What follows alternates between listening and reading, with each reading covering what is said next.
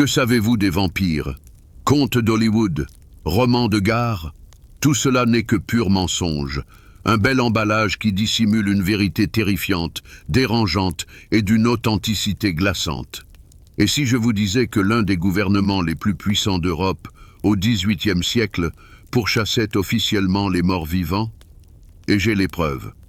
Aujourd'hui, nous allons ensemble éventrer des archives classifiées et vous découvrirez de vos propres yeux des protocoles écrits de sang et de peur, où des médecins militaires décrivent avec une précision scientifique les ressuscités d'outre-tombe.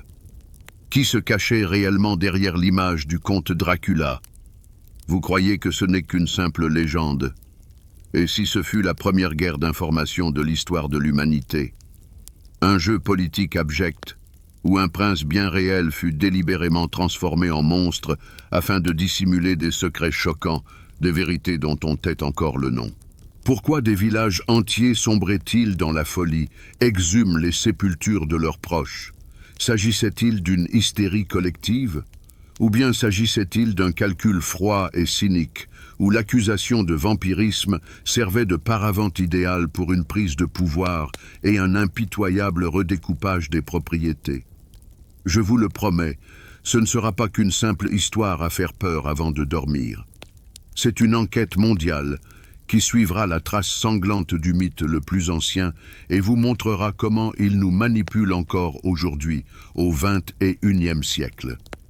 Regardez cette vidéo jusqu'au bout, et vous comprendrez que le véritable monstre, tout ce temps, ne se cachait absolument pas dans un cercueil. Il existe une quasi-axiome. Les vampires sont une pure fiction, des personnages issus des romans gothiques et des blockbusters hollywoodiens.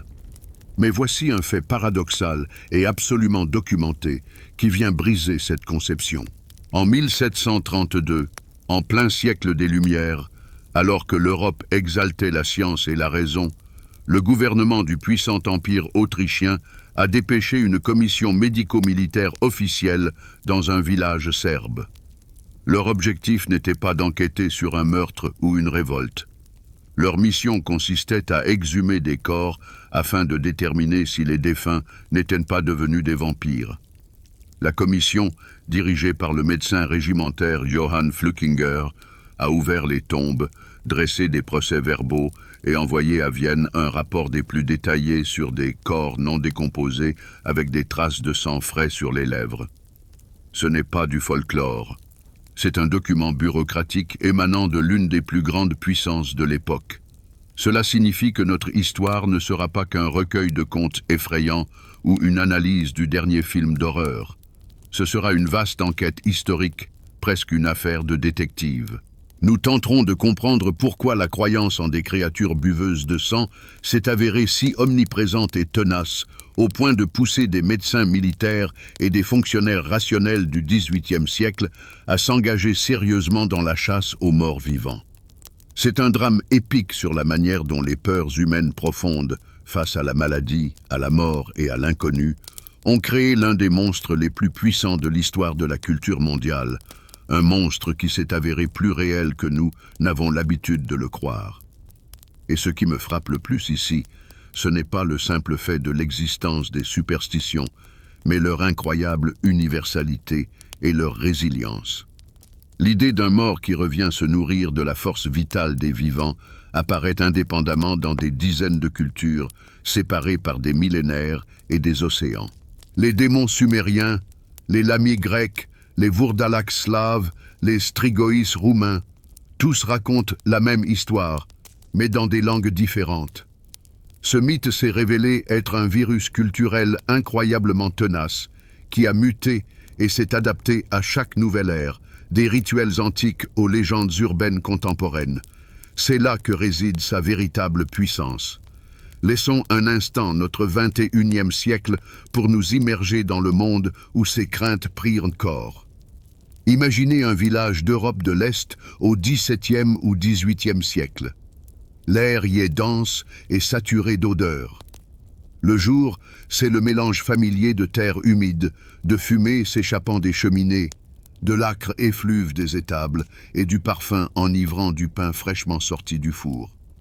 Mais à l'approche du crépuscule, tout change. L'atmosphère se fait lourde de tension, et de nouvelles notes s'y invitent.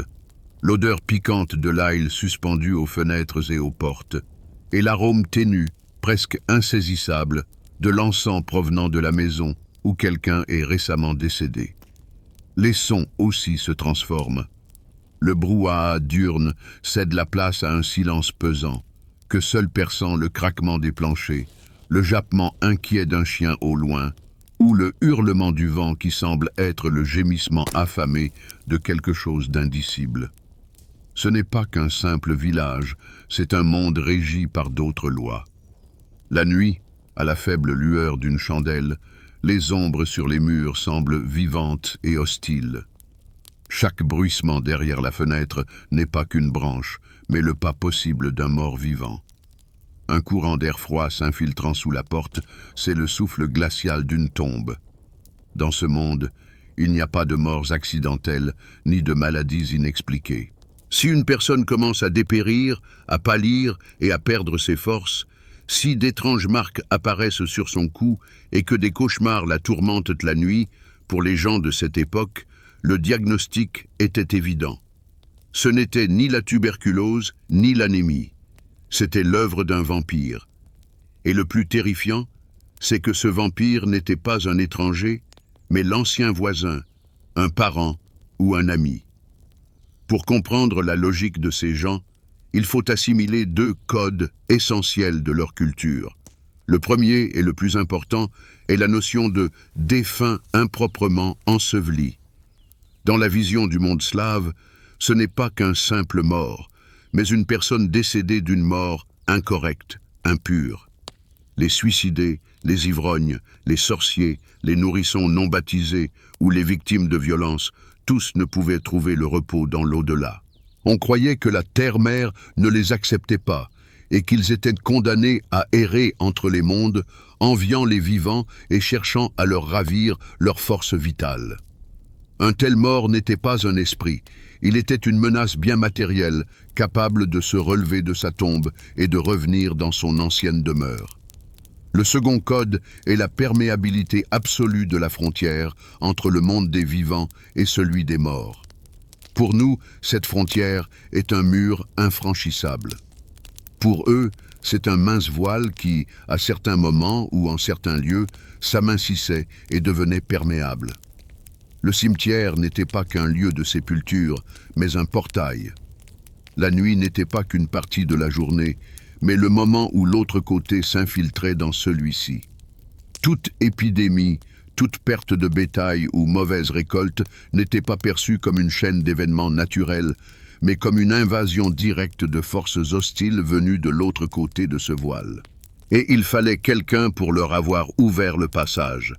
Ce quelqu'un était le défunt improprement enseveli. Et c'est ici que nous abordons l'analogie la plus juste et la plus pertinente tirée de notre monde. L'ensemble des croyances et des rituels liés aux vampires, c'est, en substance, un protocole de sécurité spirituelle et sanitaire pour l'époque pré-scientifique. Imaginez qu'une maladie inexplicable est un virus informatique qui infecte le réseau d'un village. Les habitants ne connaissent pas les microbes, mais ils en voient le résultat. Les gens s'éteignent les uns après les autres. Leur programme antivirus, c'est l'expérience séculaire de leurs ancêtres. Le scan du système, c'est la recherche de la cause première, qui se révèle toujours être un récent défunt improprement enseveli. Et la suppression du virus, c'est ce rituel effrayant. L'ouverture de la tombe, la transfixion du corps avec un pieu en bois de tremble et son incinération. Ce n'est pas un acte de vandalisme, c'est une tentative désespérée de redémarrer le système et de restaurer l'ordre cosmique brisé. Ainsi, la peur des vampires n'était pas une superstition aveugle, mais une composante d'une vision du monde cohérente, bien que nous soit étrangère.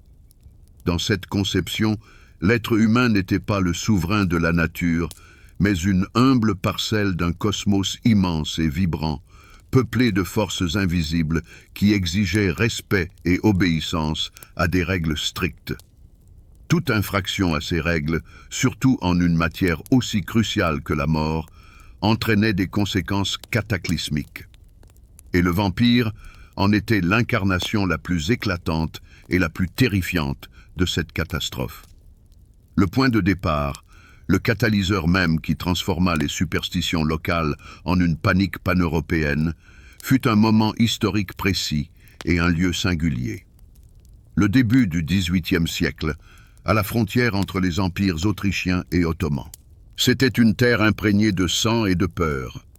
Les territoires récemment arrachés aux Turcs, comme la Serbie, constituaient une zone d'instabilité où les garnisons militaires côtoyaient des villages régis par les lois ancestrales. Là, de véritables épidémies, engendrées par la guerre et l'hygiène déficiente, se superposaient aux mythes ancestraux, créant un terreau fertile idéal pour l'émergence d'un véritable monstre. Et il ne se fit pas attendre. Le moteur de cette histoire ne fut pas un homme seul, mais un cas précis qui prit des proportions inimaginables. C'est l'histoire d'un paysan serbe du nom d'Arnold Paul. En 1726, il regagna son village de Medveja après avoir servi dans l'armée où, de son propre aveu, il fut attaqué par un vampire. Il affirma avoir surmonté cette menace, mais peu après son retour, il trouva la mort suite à un accident. Et quelques semaines après ses funérailles, une série de morts mystérieuses frappa le village. Les habitants périssaient les uns après les autres d'un mal incompréhensible qui leur siphonnait la vie. Pour les villageois, tout était limpide. Arnold Paul était de retour. C'est alors que naquit une conception véritablement révolutionnaire et d'une audace inouïe pour l'époque, qui transforma un simple revenant en une menace d'ampleur continentale. Les paysans en vinrent à la conclusion que Paul ne se contentait pas de tuer. Il engendrait ses semblables. Chacune de ses victimes, ayant bu le sang contaminé, se transformait elle-même en vampire après sa mort. Il ne s'agissait plus d'un mort-vivant isolé, hantant sa famille. C'était une épidémie, une peste surnaturelle qui se propageait avec une précision mathématique, menaçant d'anéantir tout le village, puis, potentiellement, le monde entier. L'idée du vampire comme vecteur de contagion, comme patient zéro, voilà ce qui devint le véritable moteur de cette histoire. La réaction des contemporains fut prévisible et résolue. Suivant le protocole séculaire, les habitants du village ouvrirent la tombe d'Arnold Paul. Selon le rapport officiel, qui atterrirait plus tard sur les bureaux des fonctionnaires autrichiens, son corps était intact, du sang frais s'écoulait de ses yeux, de son nez et de ses oreilles, et ses ongles et cheveux continuaient de pousser. Voyant cette preuve irréfutable, ils transpercèrent son cœur d'un pieu en bois de tremble. Après quoi, comme le relate le rapport, le défunt poussa un gémissement sonore. Ensuite, le corps fut décapité et incinéré. Ils firent de même avec les corps de ses prétendues victimes. La menace semblait écartée. Mais 5 ans plus tard, en 1731, l'épidémie revint avec une force redoublée. Des personnes qui n'avaient apparemment aucun lien direct avec Paul commencèrent à mourir. Et là, l'effet fut celui d'une bombe. Il devint clair que les rituels ancestraux n'avaient pas suffi. Le virus n'avait pas été éradiqué, il s'était simplement tapi. La panique s'empara non seulement du village, mais de toute la région. Les autorités autrichiennes locales, composées de militaires pragmatiques, ne pouvaient plus tout imputer aux superstitions paysannes.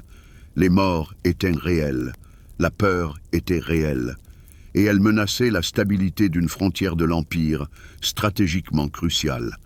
Personne dans la Vienne éclairée n'attendait de ses officiers de tels rapports. Des comptes rendus sur des vampires, rédigés en langage administratif sur papier timbré, relevaient du délire. Mais ils continuaient d'affluer. La panique était telle qu'il était devenu impossible de l'ignorer. Les autorités durent réagir à la menace, même si elles n'y croyaient pas. C'est précisément à ce moment-là que fut prise la décision sans précédent. envoyé à Medvedia cette fameuse commission médico-militaire officielle menée par le médecin Johann Flückinger. Ainsi, grâce à l'histoire d'Arnold Paul, un modeste personnage folklorique balkanique réalisa un bond incroyable. Il cessa d'être un simple épouvantail de village. Il devint l'objet d'une enquête d'État, le sujet de manchettes de journaux à travers l'Europe et le thème de vifs débats dans les salons parisiens. Le vampire renaissait, non pas comme un mythe, mais comme un phénomène documenté qui exigeait une explication. Et l'Europe entière, retenant son souffle, attendait de savoir ce que les médecins impériaux trouveraient dans les tombes serbes maudites. Pour appréhender comment la croyance aux vampires a pu paralyser des régions entières, il est essentiel d'abandonner l'idée d'une simple hystérie désordonnée. En réalité, la chasse aux vampires n'est pas un lynchage par une horde déchaînée. C'est un processus rigoureux, quasi juridique, un mécanisme social parfaitement huilé, une sorte de procès post-mortem. Nous l'aborderons justement sous l'angle de cette métaphore centrale. Un protocole d'urgence avec ses phases, sa logique et ses preuves irréfutables aux yeux des contemporains. Ce n'est pas de la magie, mais une redoutable, mais redoutablement efficace technologie de gestion de la peur. Plongeons sous le capot de cette mécanique avec l'enthousiasme d'un ingénieur face à un engin inconnu, mais à la mécanique d'une ingéniosité redoutable. Tout commence, non par des cris et des fourches, mais par une terreur sourde et insidieuse. Dans le village, les habitants décèdent les uns après les autres. Au début, on met cela sur le compte de la volonté divine ou d'une mauvaise année. Mais lorsque les décès se succèdent et que les malades présentent des symptômes similaires, pâleur, faiblesse, suffocation nocturne, la première phase du protocole est enclenchée, la recherche du patient zéro. La mémoire collective passe au crible les décès récents, et le soupçon tombe presque toujours sur le défunt irrégulier, celui qui est décédé subitement, de mort violente ou sans avoir reçu les derniers sacrements. C'est un acte d'accusation posthume. Visualisons maintenant le processus. Première étape, la collecte des preuves et l'autorisation d'ouvrir le dossier. Une enquête informelle débute. Les voisins se confient des rêves troublants où le défunt leur est apparu. Les proches des malades se souviennent avoir entendu des pas près de la maison ou des coups à la fenêtre. Quelqu'un découvre d'étranges ecchymoses sur le corps du malade. Ces faits éparpillés s'agrègent pour constituer l'acte d'accusation. Lorsque la masse critique de rumeurs et de peurs est atteinte, la communauté s'adresse aux doyens ou aux prêtres, et dans le cas de l'Empire autrichien, au magistrat local. Une fois l'autorisation obtenue, ils passent à l'étape suivante. Il ne s'agit plus d'une justice populaire, mais d'une procédure légitime. Deuxième étape, l'exhumation ou l'expérimentation judiciaire. C'est le point culminant de tout le processus. Un groupe d'hommes choisis, généralement les plus courageux et respectés, parfois même des membres de la famille du défunt, se rend au cimetière, muni de pelles, d'icônes et de l'outil principal, un pieu en bois de tremble. Un silence tendu et rituel règne. Ils ouvrent la tombe. Et c'est là que les choses deviennent les plus intéressantes, car ils ne cherchent pas un monstre aux crocs acérés, mais un ensemble de signes bien spécifiques qui constituent pour eux une preuve irréfutable. Et voici ces preuves. Décortiquons-les à la lumière de la science moderne. Premièrement, le corps n'est pas décomposé. Pour eux, c'est un signe évident de force maléfique. Pour nous, c'est le résultat de processus naturels. Un sol argileux et froid, un manque d'oxygène ou le processus de saponification, où les graisses du corps se transforment en une sorte de cire, le conservant. Deuxièmement, des traces de sang frais sur les lèvres et dans le cercueil. Pour eux, la preuve d'une chasse nocturne. Pour nous, le résultat de la putréfaction des organes internes lorsque les gaz expulsent les restes de fluide par la bouche et le nez. Troisièmement, des cheveux et des ongles ayant poussé. Encore une fois, pas de mysticisme. Ce n'est qu'une illusion créée par le dessèchement et la rétraction de la peau. Enfin, l'argument le plus terrifiant. Lorsque le corps est transpercé par le pieu, il peut émettre un gémissement. Pour eux, le cri d'agonie d'une créature démoniaque. Pour nous, le bruit des gaz de putréfaction s'échappant sous pression des poumons. Troisième étape, l'exécution de la sentence. Une fois les preuves manifestes, le verdict de coupable devient une évidence pour toutes les personnes présentes. Et l'acte final de destruction rituelle commence. Le pieu en bois de tremble est enfoncé d'un coup puissant dans le cœur du défunt. Le tremble était considéré comme un arbre sacré, capable de soumettre les forces impures. Parfois, le corps était décapité afin de le priver définitivement de sa capacité à se mouvoir. Et la méthode la plus fiable était la crémation complète du corps sur un bûcher, les cendres étant ensuite dispersées au vent ou enterrées. Ce n'était pas seulement le meurtre d'un mort, c'était un acte de purification totale, l'effacement de sa mémoire même du monde des vivants. Ainsi, toute cette procédure macabre n'était pas une manifestation de barbarie, mais une forme de contrôle social et de psychothérapie collective. Ce procès post-mortem donnait aux gens l'illusion de maîtriser le chaos. Il ne guérissait pas la tuberculose, mais il guérissait la panique. Il transformait la peur abstraite et invincible de l'épidémie en un ennemi concret et matériel que l'on pouvait identifier, juger et détruire selon un protocole clairement défini. Ce mécanisme, d'un point de vue purement technique, était impeccable. Il donnait toujours un résultat, car son but n'était pas d'arrêter la maladie, mais de restaurer l'ordre dans les esprits. Nous parlons beaucoup des vampires, mais déplaçons un instant notre attention sur ceux qui vivaient avec cette peur au quotidien. Voici un fait tangible, presque statistique, qui permet de saisir toute la profondeur de la tragédie.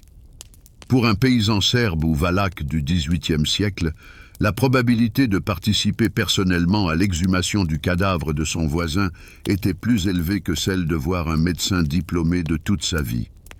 La médecine était un privilège des villes et de l'aristocratie, et la lutte contre une menace invisible qui décimait des familles entières était un travail rude et sale qu'il fallait accomplir de ses propres mains. Ce n'était pas une chasse à la gloire ou à l'adrénaline, c'était une mesure sanitaire désespérée, une obligation pour chaque membre de la communauté face à une menace totale. Et en coulisses de ce sombre drame, se tenaient toujours des figures discrètes, mais capitales, sans lesquelles tout ce mécanisme n'aurait tout simplement pas fonctionné. Premièrement, le prêtre ou le doyen local. Il n'était pas un chasseur, il était un juge et un psychologue. C'était sur ses épaules que reposait le poids de la décision la plus terrible, donner son consentement à l'ouverture d'une tombe. C'était un immense compromis moral. D'un côté, troubler le repos du défunt était un péché grave. De l'autre, l'inaction face à une épidémie qui fauchait des vies de paroissiens était un péché encore plus grand.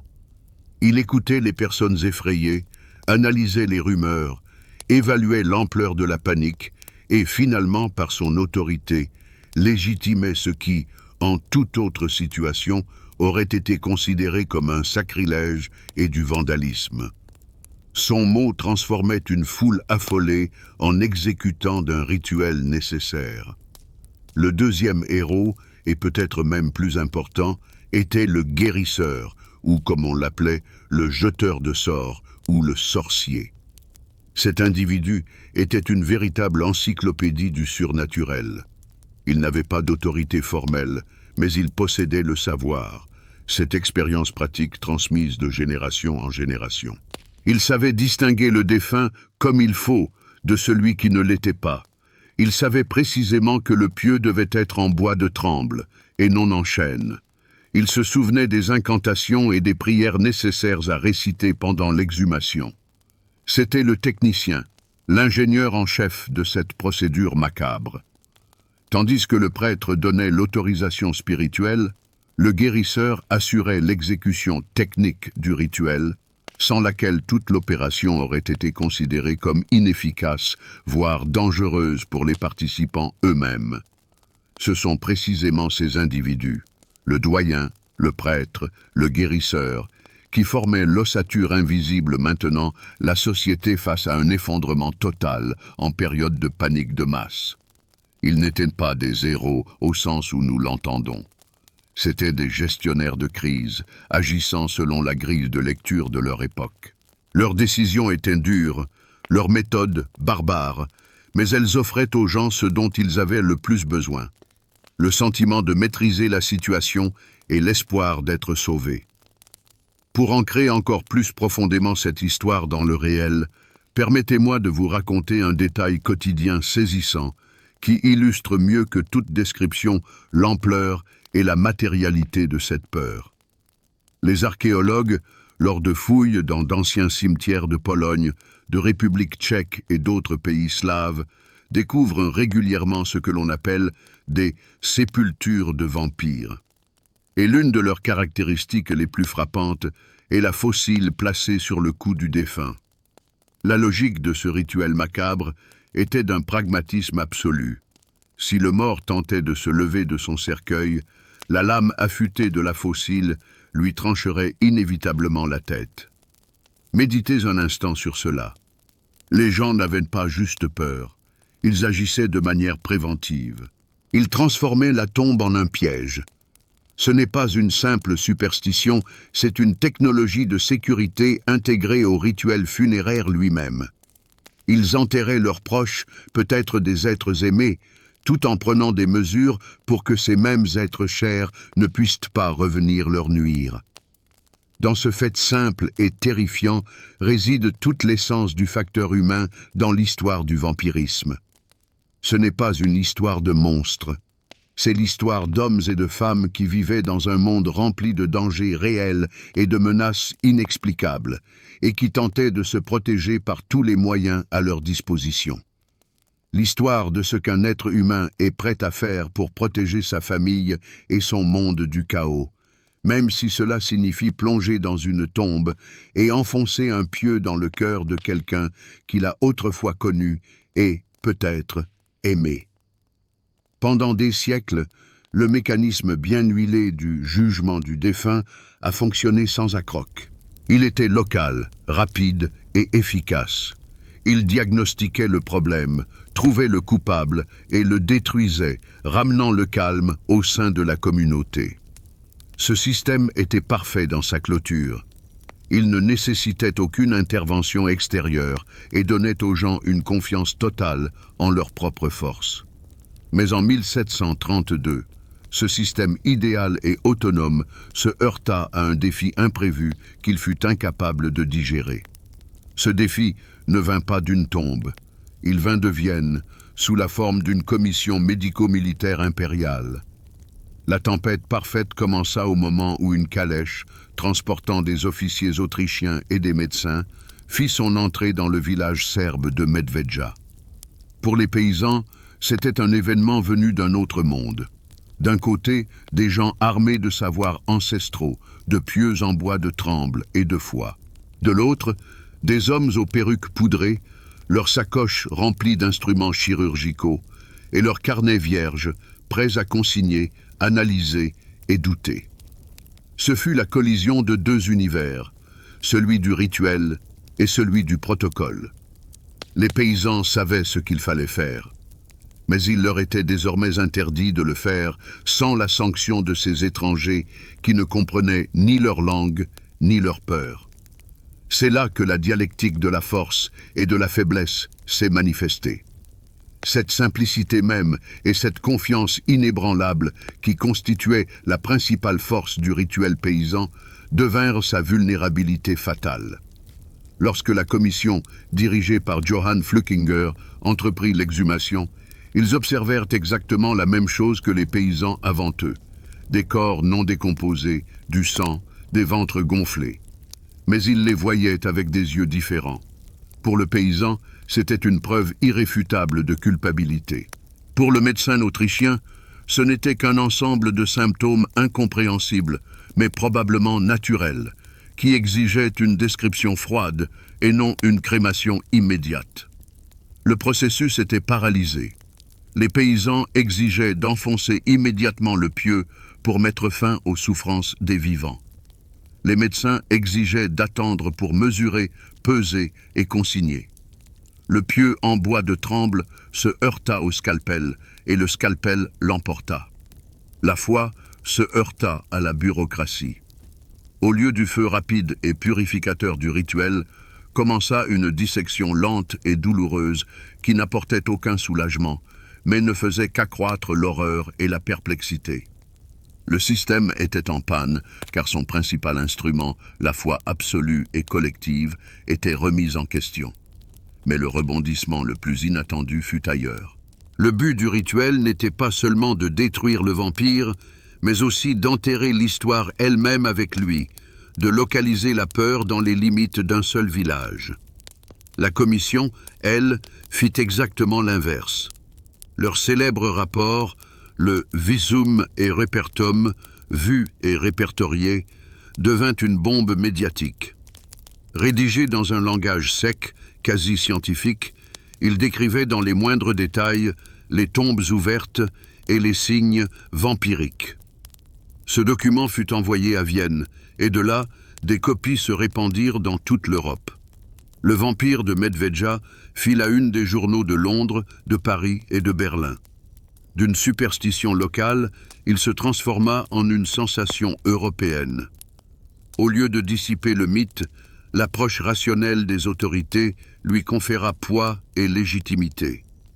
Désormais, on parlait des vampires non seulement parmi les paysans effrayés, mais aussi parmi les savants dans les académies, les aristocrates dans les salons et les badauds dans les cafés. La tentative de la raison éclairée d'étudier et de classifier l'obscurité ne fit que la renforcer et la propager de multiples fois. Le génie fut libéré de sa bouteille, et cette bouteille était scellée du sceau impérial. Le vénérable mécanisme de défense, affûté au fil des siècles, s'est brisé. Sa puissance résidait dans l'isolement, et c'est la publicité qui l'a anéanti.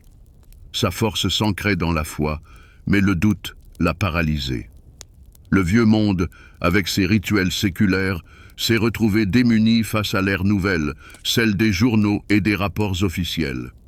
Et voici la question capitale qui, tel un spectre, hanta l'esprit de l'Europe des Lumières, dès que le rapport de Flückiger atterrit sur les bureaux des fonctionnaires et des rédacteurs. Le rituel ancestral était mort, mais le monstre qu'il contenait était plus vivant que jamais, métamorphosé d'une simple légende villageoise en un fléau pan-européen. Que faire à présent de cette créature qu'ils avaient eux-mêmes engendrée?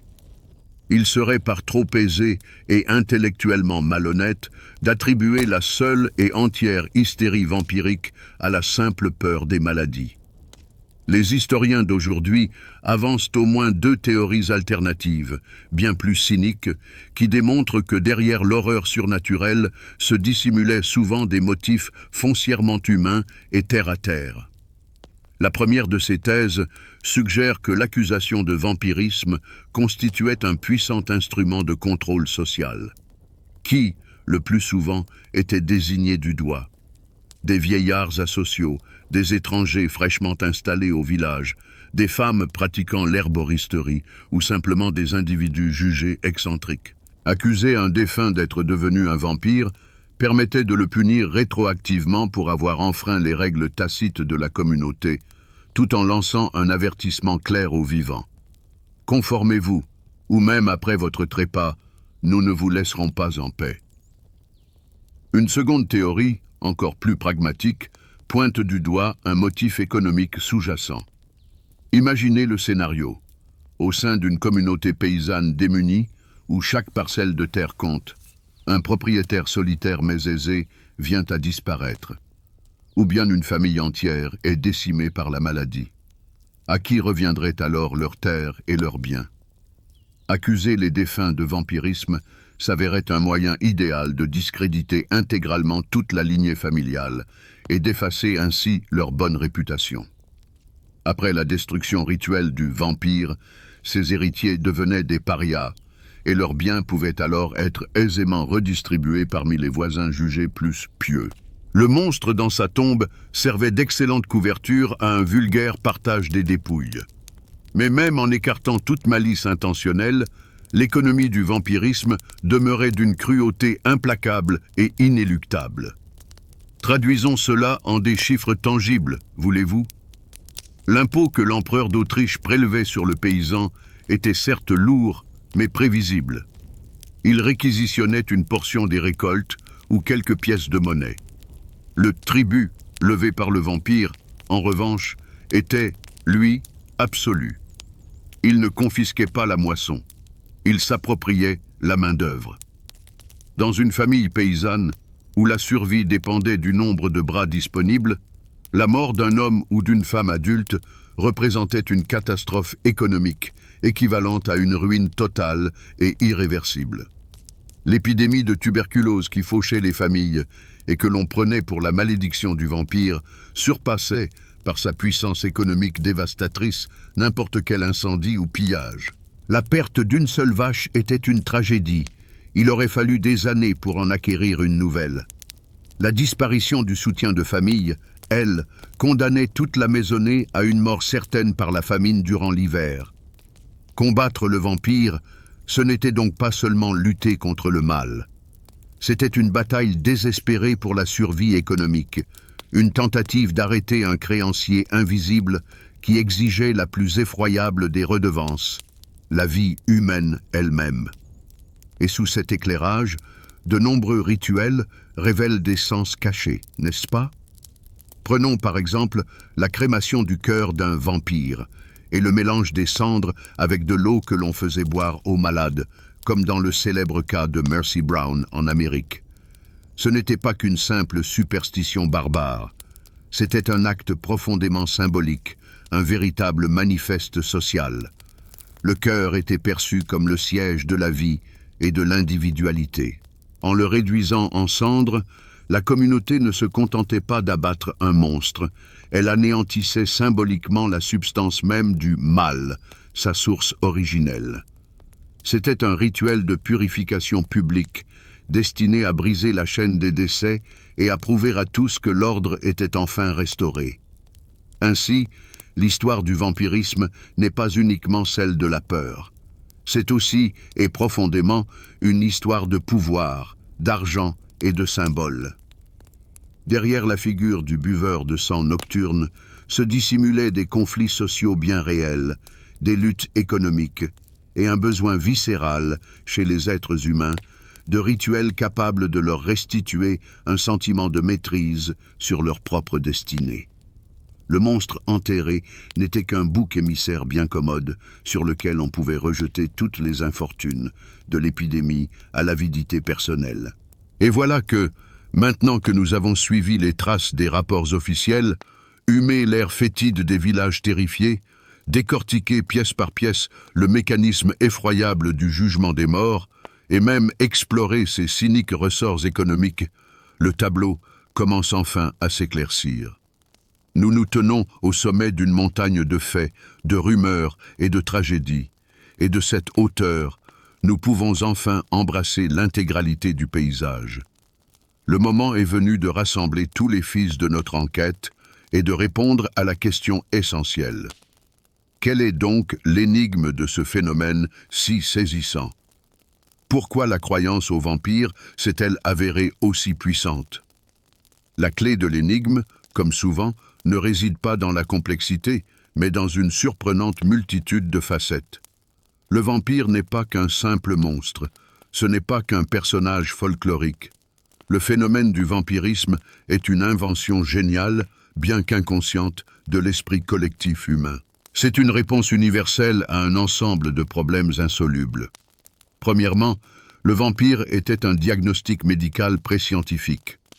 Lorsque les gens étaient confrontés à un tueur invisible qui décimait des familles entières, à ce que nous appelons aujourd'hui la tuberculose, la septicémie ou la peste, il leur fallait donner un nom et un visage à l'ennemi.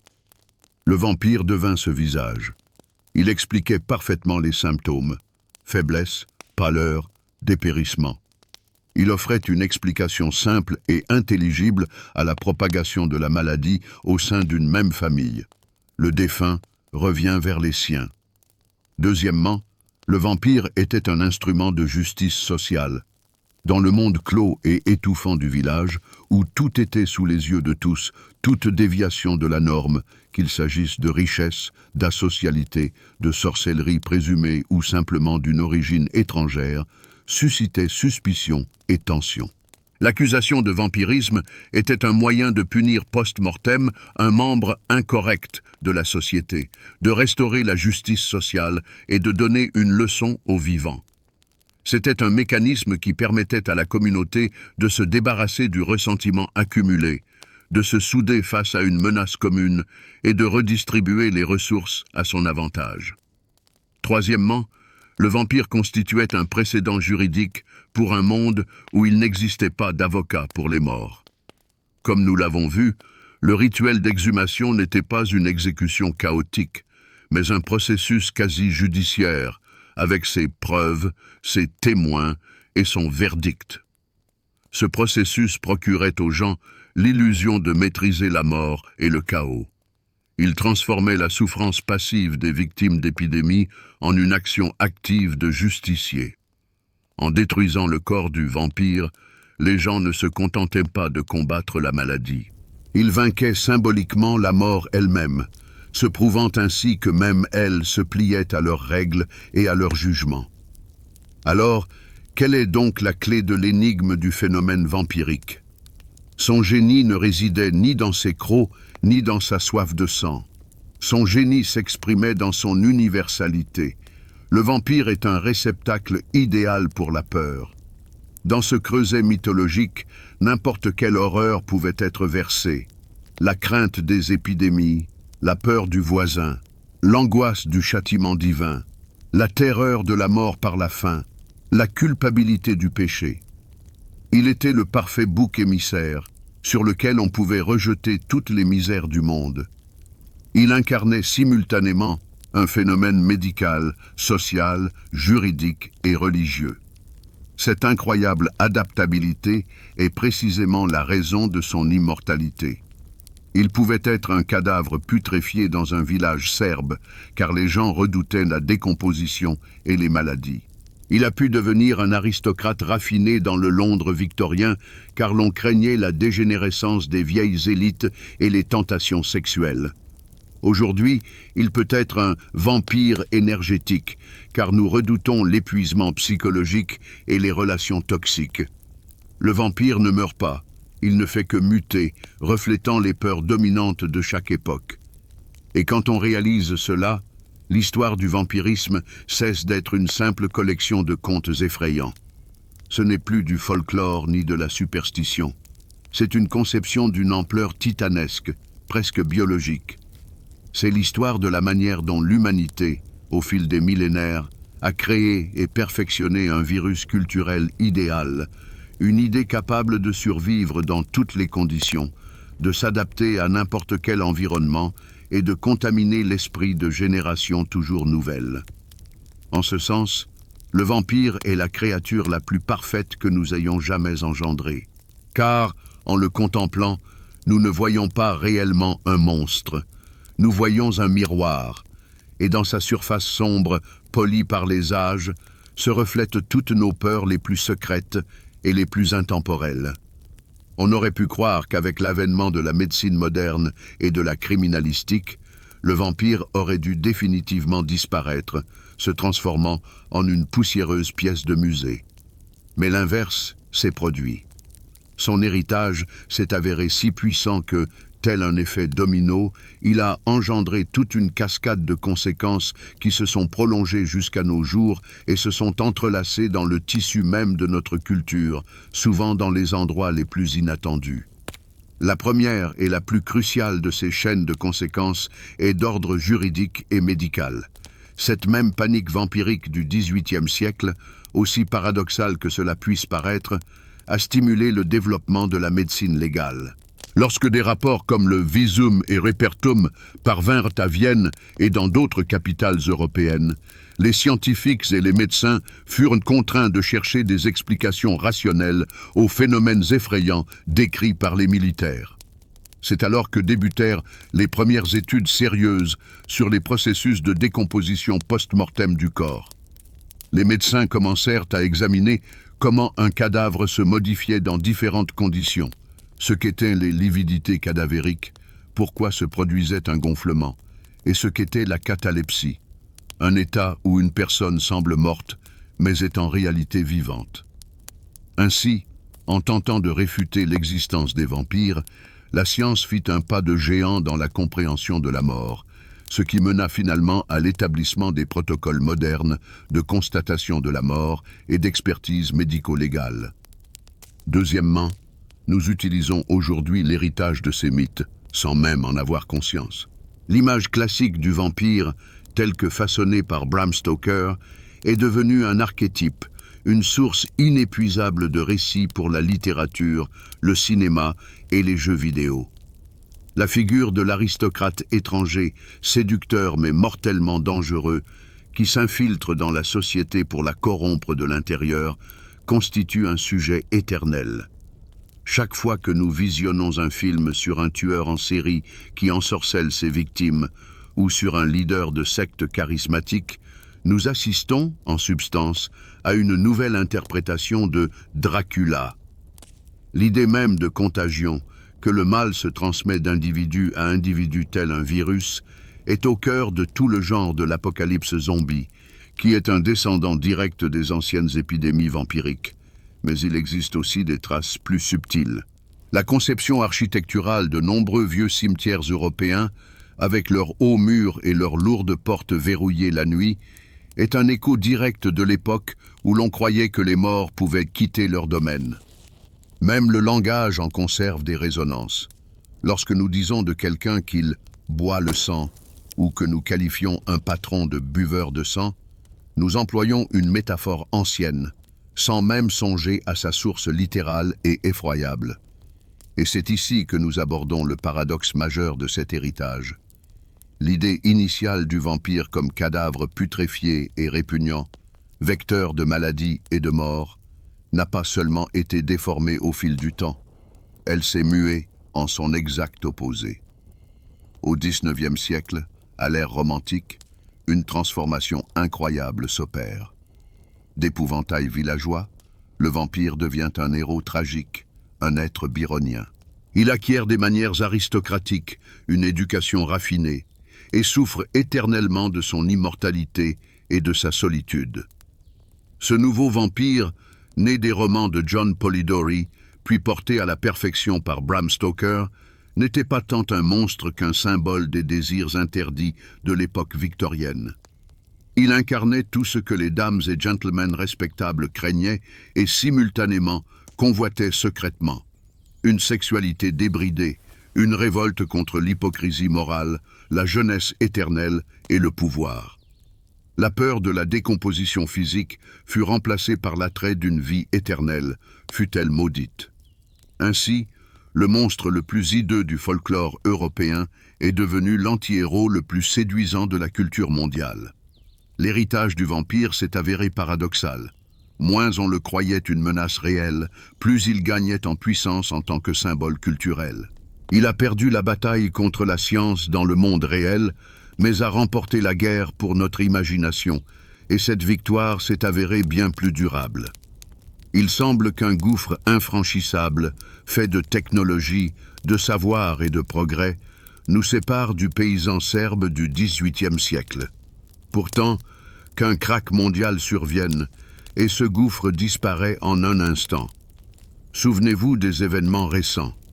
Quand le monde fut frappé par une épidémie nouvelle, insaisissable, qu'avons-nous vu? La même chose qu'au village de Medvedia, il y a 300 ans. Nous avons vu la peur, la panique, la quête désespérée du « patient zéro » et la propagation de rumeurs qui volaient plus vite que le virus lui-même. Nous avons vu des êtres humains, saisis d'effroi, se jeter dans les théories du complot les plus folles et se méfier de la science officielle. Seuls les décors ont changé. Au lieu des rumeurs chuchotées de bouche à oreille, nous avons les réseaux sociaux où tout mensonge prend des allures de vérité irréfutable en une seconde. Au lieu d'un rapport acheminé par les diligences postales, nous avons des posts et des vidéos virales. Mais le mécanisme demeure le même. Confrontée à une menace invisible, impersonnelle et effrayante, la conscience humaine cherche instinctivement un coupable. Elle a besoin d'un ennemi avec un visage, d'une intention malveillante, d'une histoire simple et limpide qui explique le chaos. Et c'est ici que nous abordons la leçon essentielle et singulière que nous enseigne toute cette histoire séculaire. Il ne s'agit pas des vampires. Il s'agit de nous. La principale leçon de l'histoire du vampirisme est la suivante. Notre esprit déteste le vide de l'incertitude et de la complexité.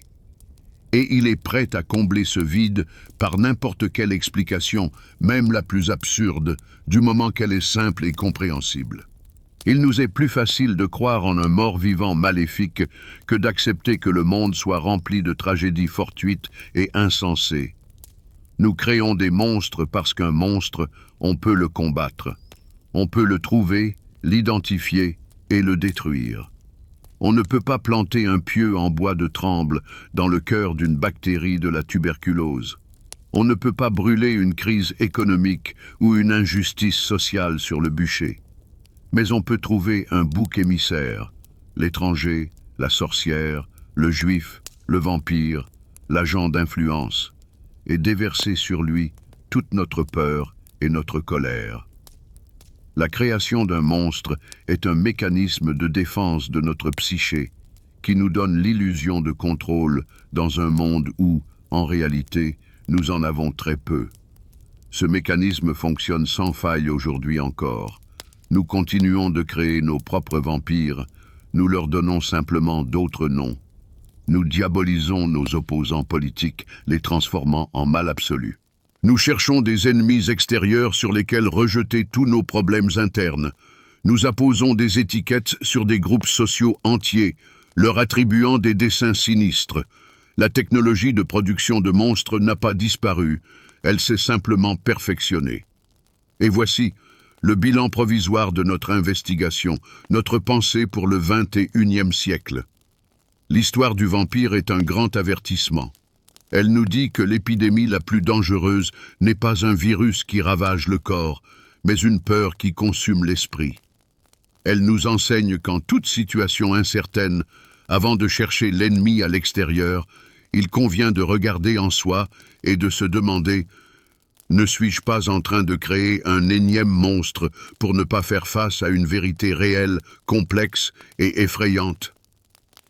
Jusqu'à présent, nous avons abordé cette histoire à travers les yeux des vivants, effrayés, souffrants, mais finalement justes dans leur combat. À présent, osons une pirouette intellectuelle. Essayons de jeter un œil à ce drame depuis l'autre rive. Tentons de saisir la logique de l'ennemi lui-même. Bien sûr, une dépouille putréfiée n'a pas de civilisation complexe, mais elle possède sa propre vérité, aussi monstrueuse soit-elle. Déconstruisons l'image de la bête sans âme et voyons-la comme une figure tragique, victime de circonstances insurmontables, le premier et le principal souffrant de ce récit.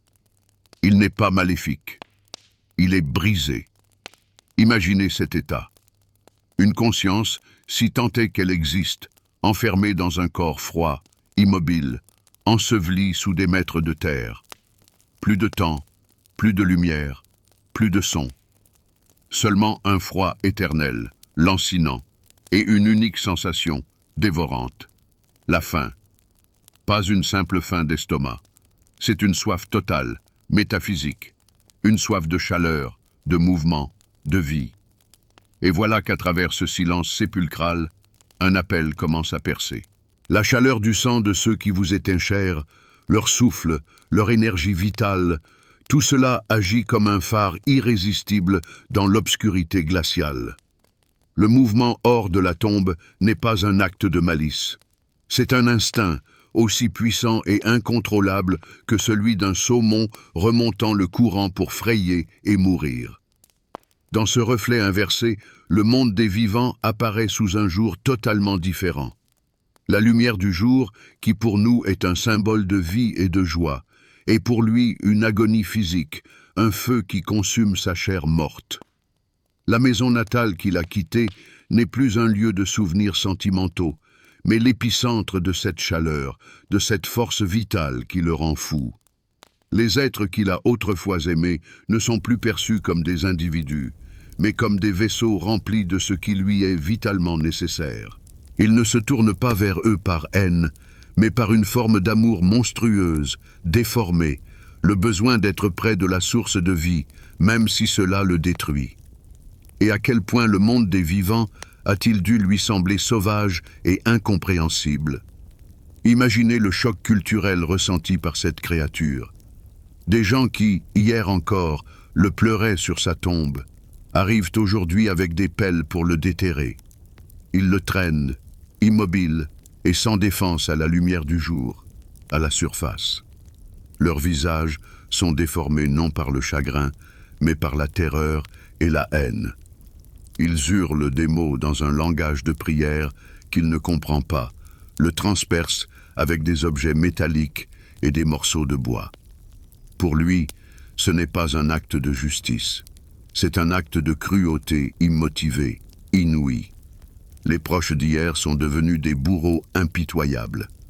Et c'est ici que nous abordons la tragédie de sa prévisibilité. Pourquoi le vampire, bien que d'une force surnaturelle, perdait-il presque toujours? Parce que toute sa puissance reposait sur l'instinct, sur la tradition. Il était l'esclave de sa faim et de sa nature. Il rentrait toujours chez lui. Il chassait toujours ses proches. Il se cachait toujours dans sa tombe aux premières lueurs du soleil. Son comportement était absolument prévisible. Sa force, cette irrésistible attraction, est devenue sa principale faiblesse. Les vivants, en revanche, étaient imprévisibles. Leur peur les a poussés à réfléchir, à inventer, à créer un type de guerre absolument nouveau. Ils ne pouvaient pas le vaincre par la force, alors ils l'ont vaincu par le savoir, la connaissance de ses habitudes. Ils ont élaboré un contre-protocole fondé sur ses propres faiblesses. Ils savaient où le chercher le jour. Ils savaient comment protéger leur maison la nuit. Ils ont trouvé son talon d'Achille, que ce soit le pieu en bois de tremble, l'ail ou la lumière du soleil. Ainsi, l'ennemi tout-puissant s'est retrouvé démuni face à un mode de pensée absolument nouveau, né du désespoir. Ses traditions séculaires, son ordre d'action inébranlable, sa logique primitive mais puissante de l'instinct, tout cela a signé son arrêt de mort. Il n'a pas perdu parce qu'il était plus faible. Il a perdu parce qu'il était incapable de se transformer, tandis que les êtres humains, poussés à bout, furent contraints de devenir plus astucieux, plus retors, et en fin de compte, plus impitoyables que le monstre lui-même. Le génie du système de jugement des morts résidait dans sa simplicité et son efficacité. Mais ce génie avait un prix effroyable. Et le plus lourd des compromis moraux reposait sur les épaules de celui qui donnait l'autorisation de le mettre en œuvre, le chef de village ou le prêtre. Imaginez ce choix cornélien. D'un côté, la loi sacrée et inaliénable des ancêtres et de Dieu. Ne trouble pas le repos des défunts. C'est le fondement même de l'ordre du monde. De l'autre, les cris des mères dont les enfants s'éteignent sous leurs yeux et la terreur silencieuse dans les yeux de tout le village. Pour sauver les vivants, il fallait commettre le péché le plus grave contre les morts.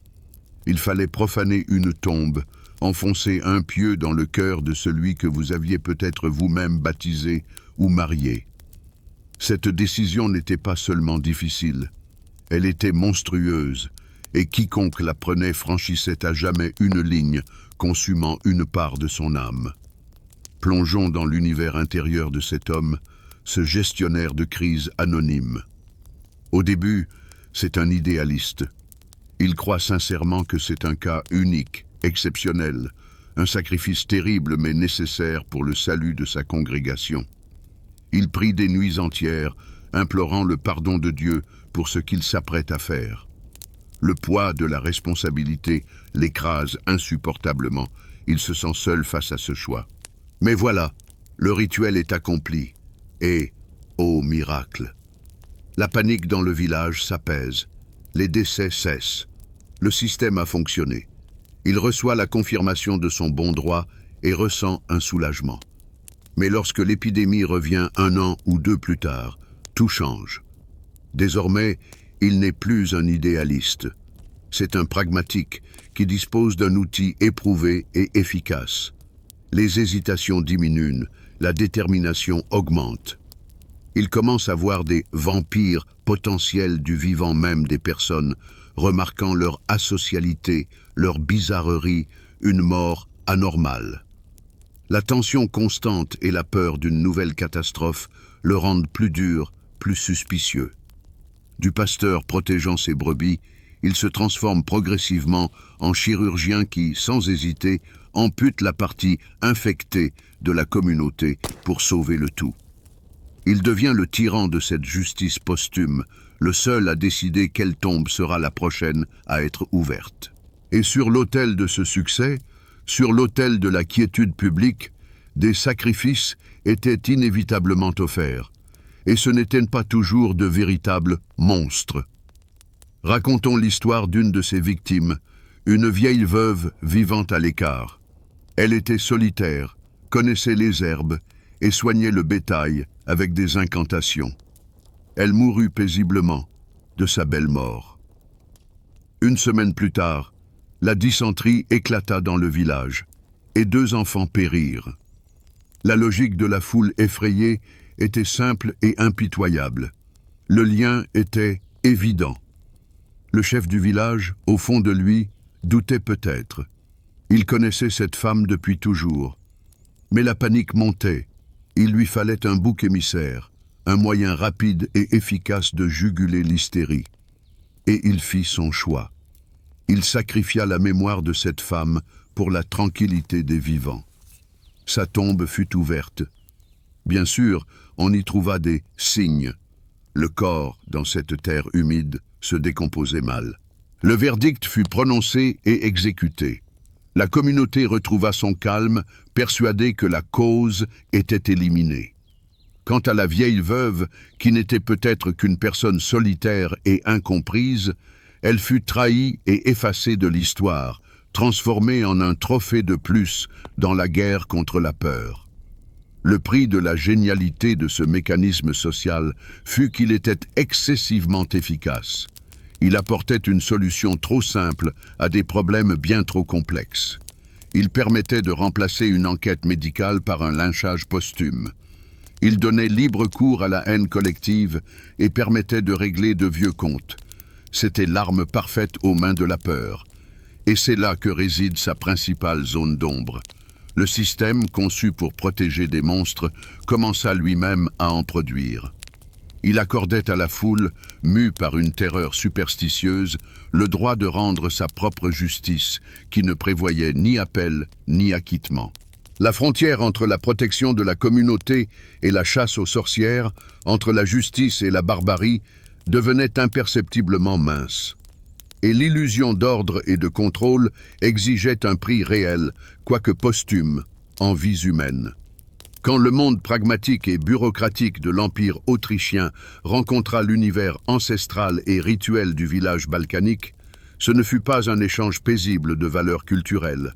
Ce fut une réaction chimique tumultueuse. Imaginez le mélange de 2 réactifs instables. D'un côté, une peur séculaire et concentrée, fondée sur une foi absolue. De l'autre, une solution froide et corrosive de rationalisme et de scepticisme. Le résultat ne fut pas une synthèse, mais une explosion qui, au départ, anéantit les 2 cultures de la peur d'origine, puis, des cendres, donna naissance à quelque chose de totalement nouveau et d'une puissance inimaginable. Au départ, ce fut un affrontement brutal à tous les niveaux. Dans le domaine religieux, l'autorité du curé de village, qui savait pertinemment qu'un pieu de tremble était efficace, se heurta à celle des théologiens érudits tels Augustin Calmette, qui n'exigeaient non pas la foi, mais des preuves et des citations scripturaires. L'ancien rituel, simple et direct, fut paralysé par un discours nouveau, empreint de complexité. Sur le plan linguistique, les noms locaux, familiers, le Vourdalak, l'Oupir, le Strigoi, furent supplantés par un terme unique, international, et d'une certaine manière effroyablement scientifique, le vampire, que l'on voyait se propager dans les journaux. Le monstre cessa d'être nôtre pour devenir commun, universel. Mais de ce conflit commencèrent à naître des hybrides étonnants et singuliers. Le premier de ces hybrides fut le vampire scientifique. Ce n'est pas encore l'aristocrate drapé de sa cape, mais déjà plus un cadavre en putréfaction. C'est un objet d'étude, le cas d'Arnold Paul, disséqué dans les rapports et les articles. Une créature dont l'existence se discute dans les académies et dont les habitudes sont méticuleusement cataloguées. Cet hybride fut engendré par l'union de la superstition et du protocole, de la peur et du microscope. Il était à la fois réel et impossible, ce qui le rendait encore plus terrifiant pour le public éclairé. Et puis naquit le plus grand et le plus influent des hybrides, un mutant culturel qui allait conquérir le monde entier. Il s'agit du vampire littéraire. Il apparut lorsque l'horreur folklorique et européenne, face à la décomposition physique, fut insérée dans le contexte du romantisme ouest-européen, avec son culte de la personnalité, ses amours tragiques et sa mélancolie universelle. Le comte Dracula incarne ce que l'on pourrait appeler le gréco-bouddhisme du monde vampirique. En lui, le sang de l'Oupir des Balkans s'est mêlé à celui du lord anglais Byron. Il a hérité de l'antique malédiction et de la soif de sang de son ancêtre rural, mais a acquis les manières, l'intellect, la fortune et la profondeur tragique de son créateur littéraire. Et cette explosion culturelle a profondément bouleversé la vie quotidienne de la peur.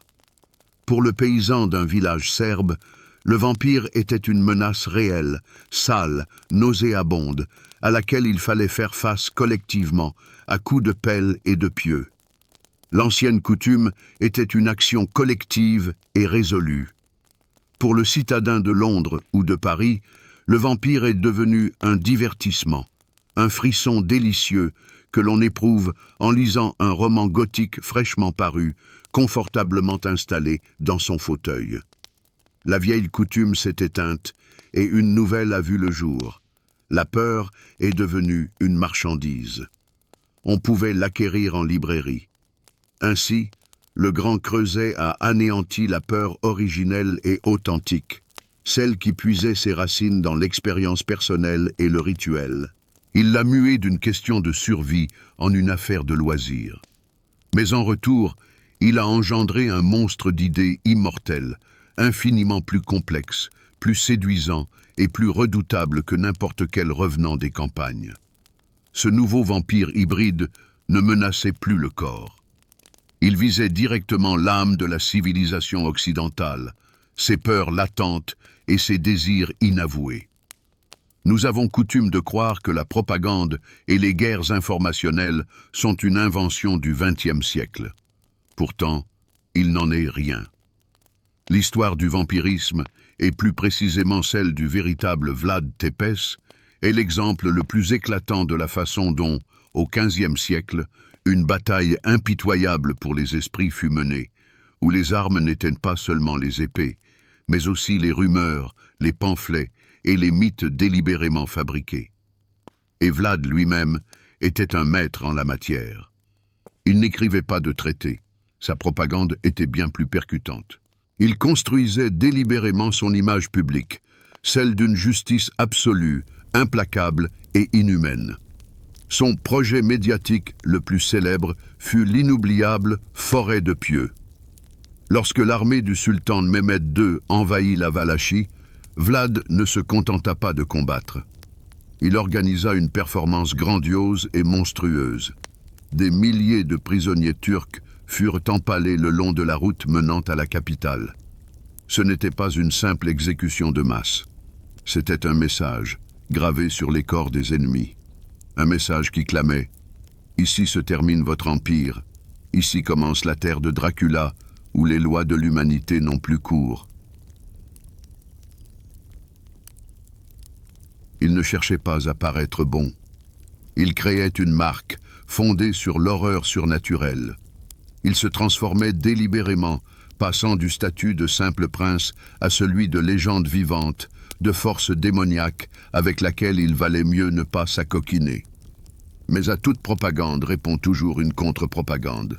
Les principaux ennemis de Vlad dans cette guerre de l'information n'étaient pas tant les Turcs que les marchands saxons de Transylvanie. Vlad, par ses lois protectionnistes, avait lourdement impacté leurs revenus et ils le haïssaient férocement. Et entre leurs mains se trouvait une arme nouvelle d'une puissance inédite, la presse à imprimer. Ce sont eux qui lancèrent l'une des premières campagnes de diffamation de l'histoire.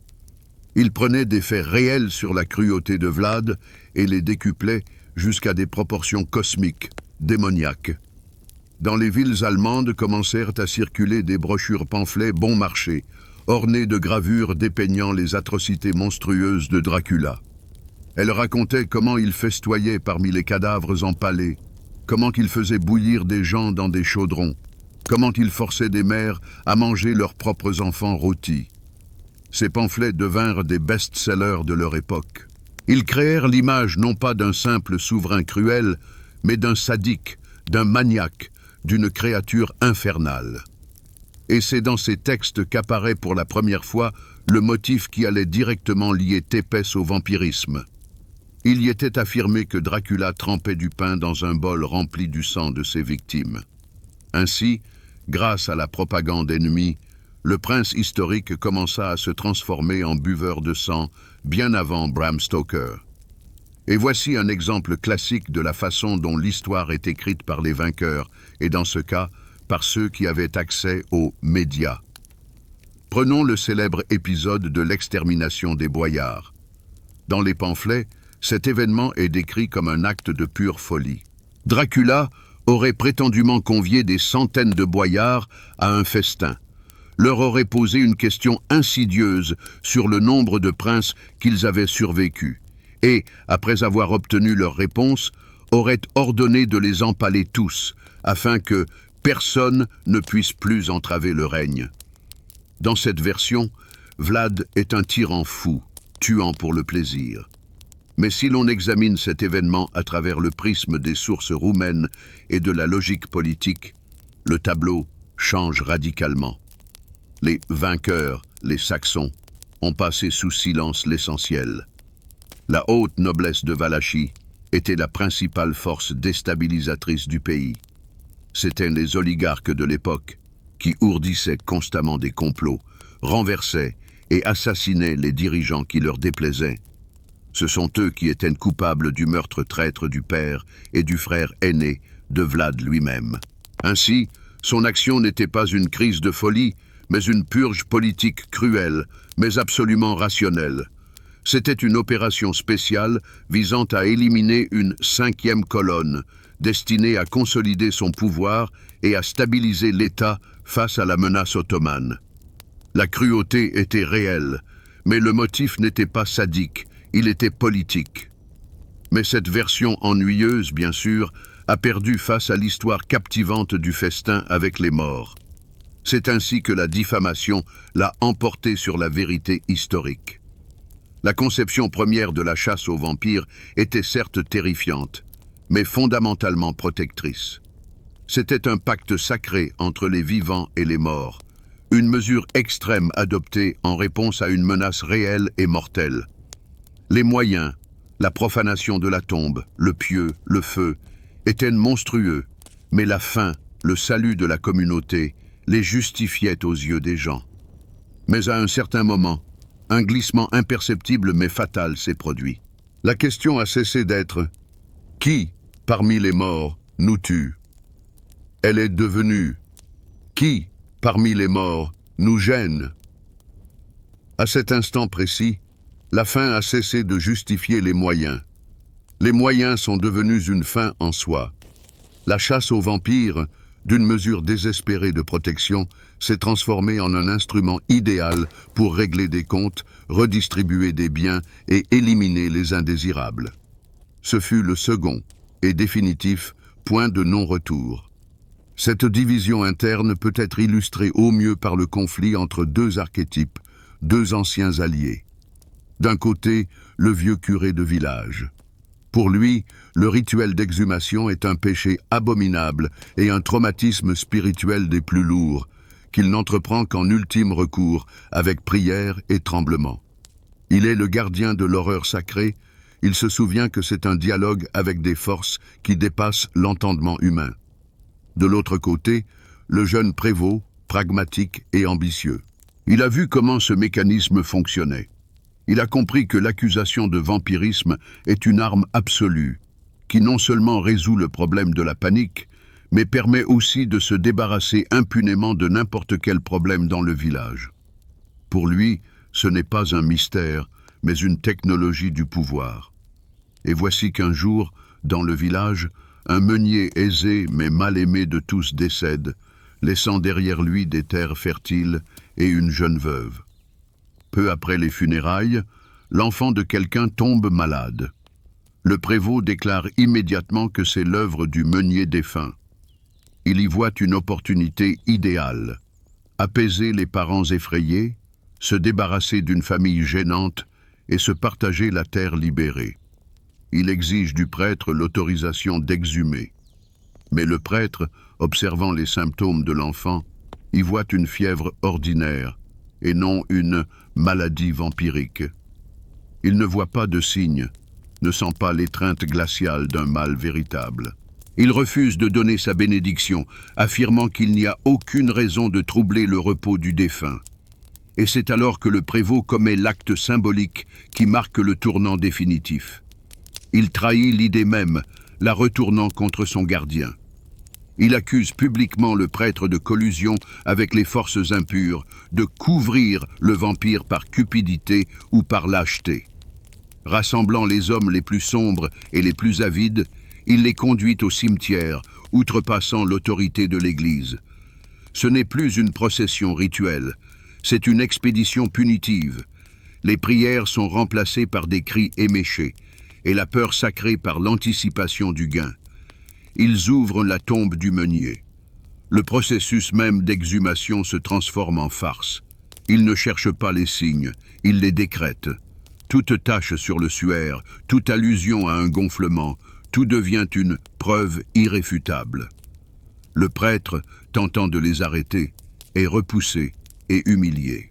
Ils enfoncent le pieu dans le corps, non pas avec révérence, mais avec acharnement, comme pour le punir de sa richesse et de son caractère revêche. Ce n'est plus un combat contre un monstre, c'est un lynchage d'un cadavre. Cet acte marqua la fin d'une ère. Le prévôt avait obtenu ce qu'il voulait. La veuve du meunier fut chassée, sa terre partagée entre les participants du lynchage, et les parents effrayés de l'enfant malade furent apaisés. Mais le prix de cette victoire était immense. L'arme sacrée, forgée pendant des siècles pour combattre le chaos, fut brisée et transformée en une vulgaire massue pour résoudre des conflits domestiques. Le système, forgé pour nous défendre des créatures abominables, est lui-même devenu une entité monstrueuse. Elle a révélé que le vampire le plus terrifiant n'est pas celui qui ressuscite d'entre les morts, mais bien celui qui loge dans le cœur de l'homme, sa cupidité insatiable, son envie dévorante et sa promptitude à exploiter les terreurs d'autrui pour assouvir ses desseins. Le rite ancestral expira cette nuit-là, vidé de toute foi. Il n'en subsistait qu'une forme creuse et impitoyable, dépouillée de toute sacralité.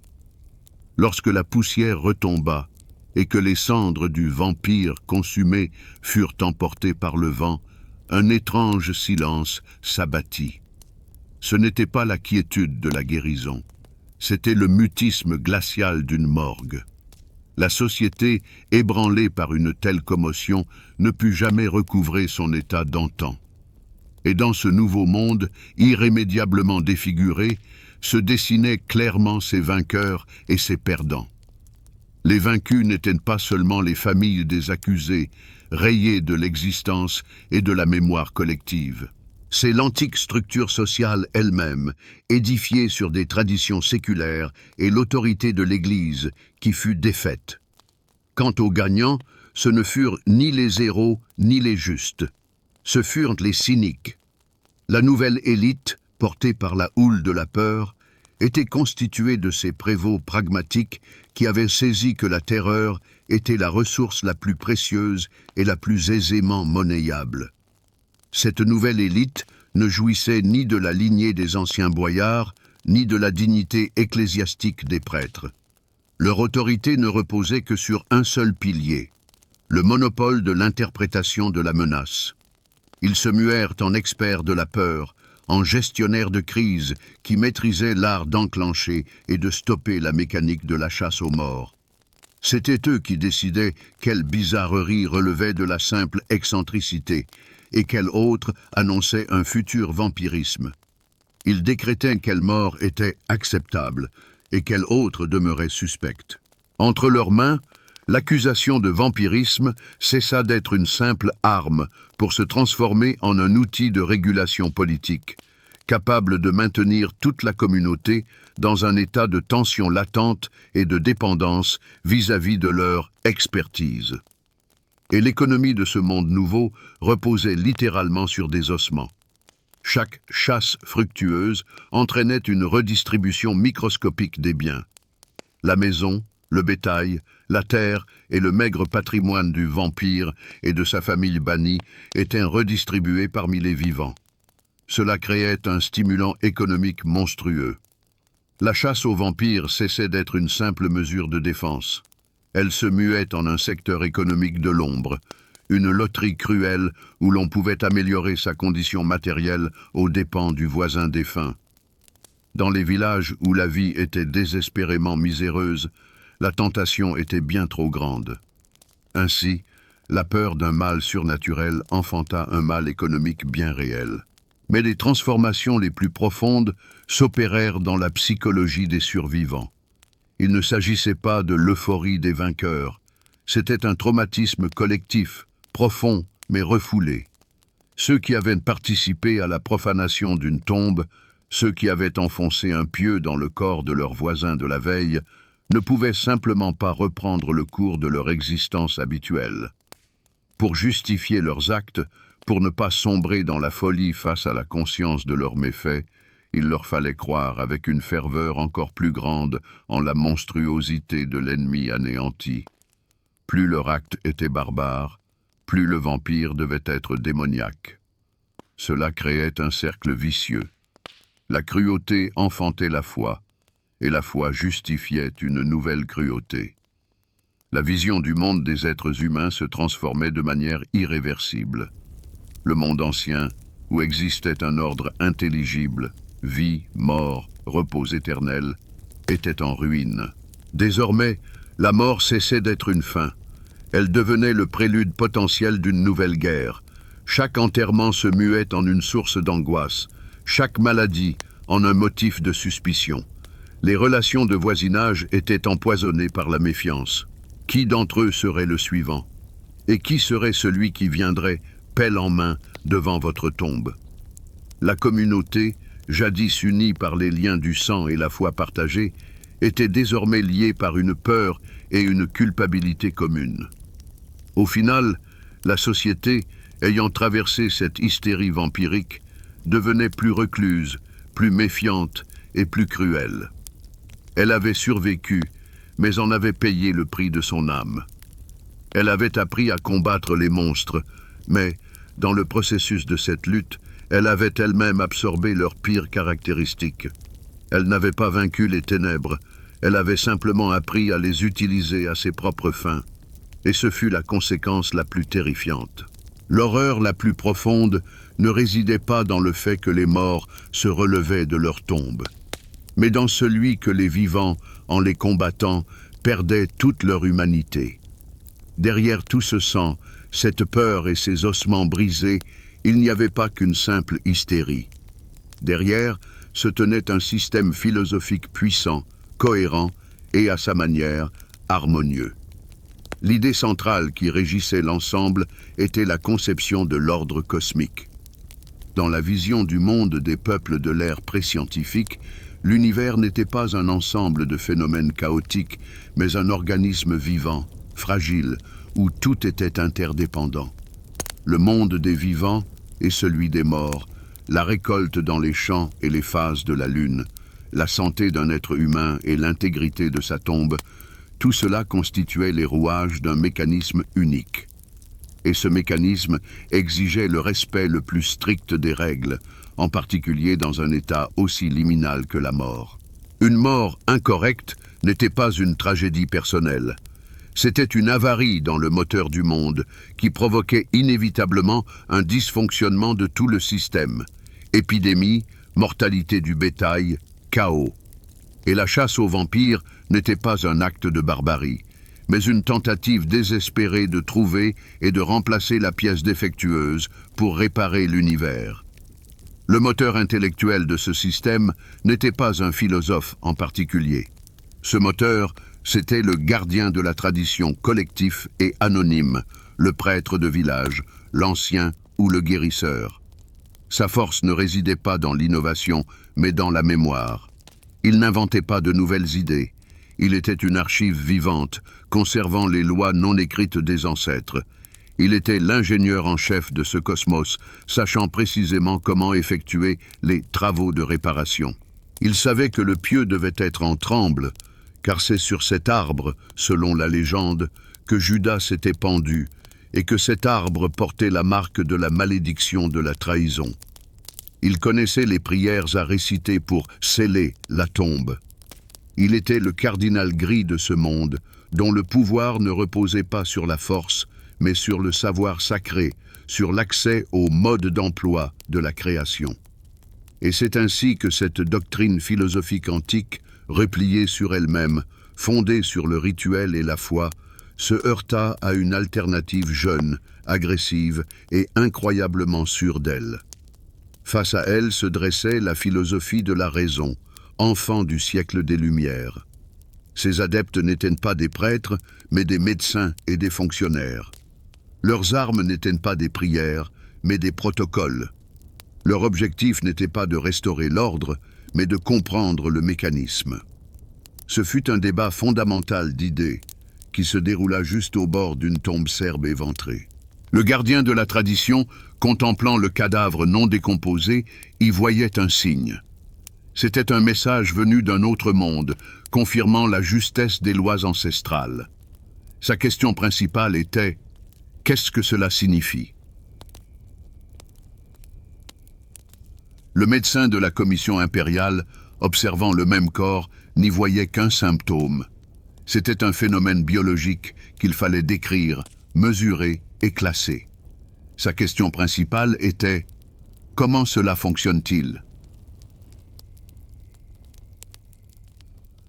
L'un tentait de lire la volonté des dieux, l'autre, les lois de la nature.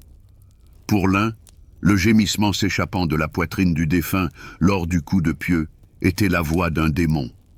Pour l'autre, le bruit des gaz de putréfaction qui s'échappaient. Ce fut la collision de deux univers incompatibles. Et dans cette lutte d'idées, la doctrine de la raison triompha lors de la première étape. Les autorités interdirent les rituels barbares des paysans. Le rapport du médecin, rédigé en latin, s'avéra aux yeux de l'État plus probant que la sagesse millénaire du gardien. La science officielle déclara les vampires une superstition. Mais ce fut une victoire à la Pyrrhus. La raison, en tentant de disséquer et de réfuter le mythe, ne fit que le renforcer. Elle tira le monstre villageois sous les feux de la rampe européenne, le transformant d'un objet de foi en un objet de curiosité. Ainsi, la bataille philosophique du XVIIIe siècle aboutit à un résultat paradoxal. Le système, fondé sur l'idée de l'ordre cosmique, fut détruit. Mais le monstre qu'il avait engendré et contenu s'échappa. Il cessa d'être une partie du drame sacré de la création pour devenir une partie de la culture profane. On le bannit de la théologie, mais il entra triomphalement dans la littérature, puis dans la science, en psychiatrie, en anthropologie, en sociologie. La philosophie qu'il avait enfantée mourut, mais lui-même connut l'immortalité, devenant un éternel objet d'étude de la peur humaine. La grande entreprise de la chasse aux vampires atteignit son apogée au moment même où l'État la reconnut. Les rapports des médecins militaires et les décrets impériaux furent à la fois son plus grand triomphe et son arrêt de mort. Un système né dans le monde clos d'une foi absolue n'était pas conçu pour un audit externe. Dès qu'on l'eut tiré sous la lumière froide et crue de la raison éclairée, il commença à pourrir de l'intérieur, se dévorant lui-même. Le doute rationnel s'avéra pour lui plus terrible que n'importe quel mal. Les rituels, privés de leur foi aveugle et universelle, cessèrent d'être des sacrements pour devenir de barbares profanations de tombes. Un pieu en tremble dans les mains d'un sceptique n'est plus une arme de justice, mais une simple branche taillée.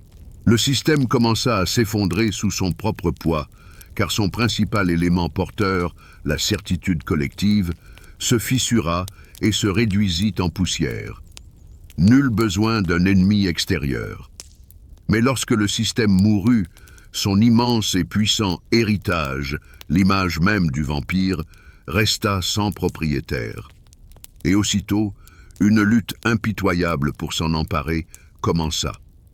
Les héritiers, qui dépeçaient la grande idée, n'étaient pas des êtres humains, mais des domaines entiers de la connaissance et de l'art humain, et chacun l'interprétait à son avantage, la déformant jusqu'à la rendre méconnaissable. Ce fut le grand partage de la dépouille du monstre. En premier vinrent les médecins et les scientifiques, des hommes aux gants blancs. Ils s'emparèrent du corps physique. Ils le disséquèrent avec le scalpel de la logique, expliquant chaque signe surnaturel. Un corps non décomposé, c'était de la saponification. Du sang sur les lèvres, un produit de la putréfaction. Des gémissements provenant du cercueil. L'échappement de gaz. Ils transformèrent le vampire, de mort maudit qu'il était, en un ensemble de cas médicaux. Porphyrie, catalepsie, tuberculose. Ils cherchaient à le détruire en le dépouillant de son mystère. Entre leurs mains, il devint une préparation ennuyeuse dans un bocal de formol, un objet d'étude plutôt que de peur. En second vinrent les poètes, les artistes et les écrivains romantiques.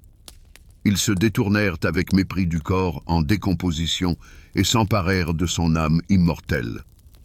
La vérité des faits ne les intéressait pas. C'était la vérité des sentiments qui les passionnaient. Ils transformèrent l'hideux goule paysanne en un aristocrate tragique, byronien. Ils lui donnèrent un château dans les Carpates, un pourpoint de velours, des manières raffinées et des siècles de mélancolie dans le regard. Leur vampire ne provoquait pas le dégoût. Il suscitait la compassion et une attirance interdite. Il devint un symbole de révolte contre la réalité terne, l'incarnation de la jeunesse éternelle et de la passion proscrite. En troisième, comme des charognards, s'abattirent les éditeurs de romans, d'horreur, bon marché et les journalistes. Ils n'avaient besoin ni du corps ni de l'âme. Ils s'emparèrent du sang, la pure et simple sensation. Ils jetèrent par-dessus bord les explications scientifiques et les profondeurs philosophiques, ne laissant que des cris, des crocs et des détails choquants. Ils emballèrent la peur dans une couverture flashy, la rendant accessible, bon marché et populaire. Ils transformèrent l'horreur sacrée en un produit de divertissement, en une attraction de foire. Et tandis que ces grands héritiers se partageaient l'Empire, quelque part dans un coin reculé de l'Europe, peut-être à la fin du XIXe siècle, mourut le dernier dépositaire de l'idée véritable. Imaginez un vieux paysan qui se souvenait encore des récits de son grand-père sur la vraie chasse. Quand une épidémie éclata dans son village et que les gens commencèrent à mourir, lui seul savait ce qu'il fallait faire. Il tenta de rassembler les gens pour accomplir l'ancien rituel, non par cupidité, mais par une peur primitive et pure et un sens du devoir. Mais le monde avait changé.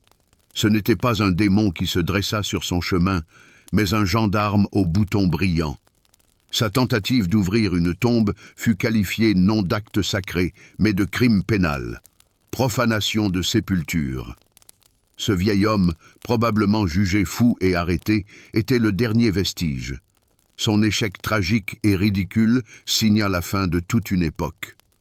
Au moment même où l'antique rituel de protection fut définitivement transféré du registre du sacré à celui du criminel, le vampire originel, enfant de la foi et de la peur, s'éteignit pour de bon.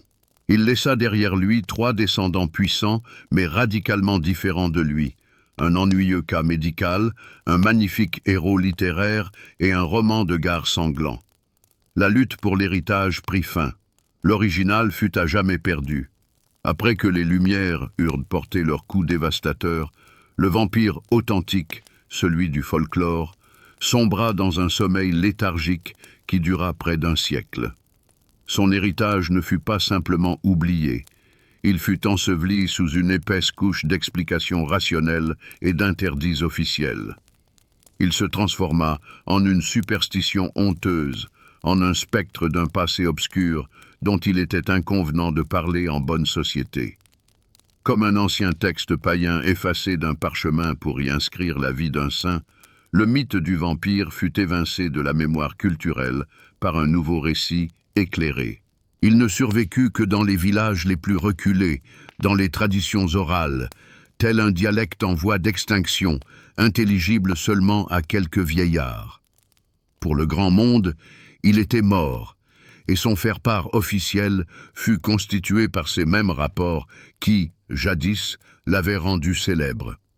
Et c'est ainsi qu'au début du XIXe siècle, alors que le monstre semblait définitivement mort, survint l'instant de sa redécouverte. Mais ce ne furent ni des paysans ni des prêtres qui le réanimèrent. Il fut découvert et ramené à la lumière par ceux qui cherchaient un antidote à l'ennui froid et suffocant du rationalisme, les poètes romantiques. S'insurgeant contre le culte de la raison, ils aspiraient à la passion, au mystère, à l'horreur gothique et à l'exotisme. Et dans les vieilles coupures de journaux jaunis et les brochures sensationnelles sur les épidémies vampiriques, ils trouvèrent la matière idéale. En 1819, John Polidori, le médecin personnel de Lord Byron, écrivit le récit « Le vampire ». Et ce fut là le coup de défibrillateur qui fit de nouveau battre le cœur du mort. Pourtant, il ne s'agissait pas d'une résurrection. Il s'agissait de la genèse d'un être nouveau, fruit d'un contresens à la fois monstrueux et génial. Les romantiques posèrent leur regard sur le cadavre hideux et putréfié d'un village serbe, et ils n'y virent pas ce qu'il était, mais ce qu'ils désiraient y projeter. Ils ne remarquèrent ni la boue, ni la puanteur, ni l'instinct primaire. Au lieu de cela, ils y projetèrent leurs propres idéaux, la solitude tragique, la rébellion contre la société, le tourment éternel et la pâleur aristocratique. Ils prirent à tort une fin monstrueuse pour une profonde souffrance de l'âme. Ce fut le plus colossal malentendu de l'histoire des monstres. Ce processus de contresens atteignit son apogée à la fin du siècle avec le roman Dracula de Bram Stoker. Stoker était un compilateur de génie. Il s'empara de l'archétype aristocratique créé par les romantiques, lui insuffla une crédibilité historique en empruntant le nom d'un prince valaque réel et inséra le tout dans le contexte des angoisses de son propre âge, l'ère victorienne. Son Dracula n'est pas qu'un simple vampire, il est la quintessence des cauchemars victoriens, une menace sexuelle pour les chastes dames anglaises, un envahisseur étranger menaçant la pureté du sang britannique, et un aristocrate décadent symbolisant le crépuscule d'un monde ancien. La peur du villageois face à son voisin malade fut entièrement supplantée par la peur de l'Empire face à l'étranger. Mais ces métamorphoses ne s'arrêtèrent pas là. Au XXe siècle, l'héritage du vampire fut de nouveau redécouvert, cette fois par les psychanalystes. De nouvelles époques relurent le vieux mythe à leur manière. Freud et ses disciples posèrent leur regard sur Dracula et y virent ni monstre ni héros, mais un manuel vivant des désirs refoulés. Les crocs perçant la nuque devinrent pour eux le symbole de l'acte sexuel prohibé. Le cercueil, l'image du giron maternel. L'attirance pour le sang, une manifestation de la fixation orale. Ainsi, le vampire, ayant survécu à la mort par la main de la science et à une renaissance aux mains des romantiques, trouva une nouvelle vie sur le divan du psychanalyste, se transformant de l'ennemi de l'humanité en son symptôme le plus fascinant. Ainsi, ce que nous nommons aujourd'hui le mythe du vampire est en réalité un millefeuille de ses contresens successifs. Le monstre originel, authentique, a trépassé depuis belle lurette. Nous n'avons pas affaire à son écho lointain, mais à celui de ses reflets déformés. Chaque époque a créé son propre vampire, y projetant ses peurs et ses espérances, et chaque nouvelle relecture nous éloignait davantage de la vérité, à la fois sinistre et simple, qui, jadis, poussait les gens à s'emparer de pelles et de pieux en bois d'aubépine. Nous avons entamé notre voyage par un paradoxe. Un État éclairé et rationnel du XVIIIe siècle dépêche une commission médico-militaire pour enquêter sur une menace irrationnelle, surnaturelle. Près de 300 ans se sont écoulés et la boucle est bouclée. Nous vivons une époque qui se targue de sa scientificité et de son accès à l'information, mais nous nous retrouvons encore et toujours confrontés aux mêmes problèmes. Aujourd'hui, nous ne craignons plus les morts qui se lèvent de leur tombe. Mais nous sommes pétrifiés d'horreur par les virus invisibles, les effondrements économiques, les guerres de l'information et les théories du complot qui se propagent à une vitesse monstrueuse. Et notre réaction fait écho de manière saisissante à celle de ces paysans serbes. Face à une menace incompréhensible, nous cherchons désespérément une explication simple et un coupable désigné. Nous cherchons notre propre vampire. Et nous le trouvons, sous les traits d'opposants politiques, d'individus aux opinions divergentes, de cultures différentes ou simplement de ceux qui ne nous ressemblent pas. Nous en faisons des monstres, afin que notre monde complexe et terrifiant redevienne simple et intelligible, découpé en noir et blanc. Le mécanisme est resté le même. Seule la vitesse de propagation de la contagion et les outils de chasse ont évolué. Au lieu des pieux en bois d'aubépine, c'est la culture de l'annulation. Au lieu des rumeurs chuchotées, ce sont les publications virales sur les réseaux sociaux. Et c'est là que réside le paradoxe principal, insoluble, de toute cette histoire. Pendant des siècles, nous avons combattu le vampire. Nous avons tenté de le tuer par la science, de le disséquer avec le scalpel de la logique, de l'enterrer sous le poids des faits. Et nous y sommes parvenus. Nous avons éradiqué la croyance en un mort-vivant putréfié bien réel. Mais ce faisant, nous n'avons pas vaincu le monstre. Nous ne lui avons fait que conférer une véritable immortalité. Nous avons libéré son idée de la fragile prison de la superstition et l'avons lâché dans le monde éternel de la culture. Moins nous le craignons en tant que menace physique, plus il devenait puissant en tant que symbole, métaphore, miroir de nos propres passions et peurs. Notre acharnement à le détruire l'a rendu invulnérable. Nous constatons que ce cycle se répète inlassablement. Chaque époque engendre ses monstres pour se définir elle-même à travers la lutte contre ceux-ci. Chaque génération trouve ses vampires pour leur imputer la responsabilité de ses propres malheurs et angoisses.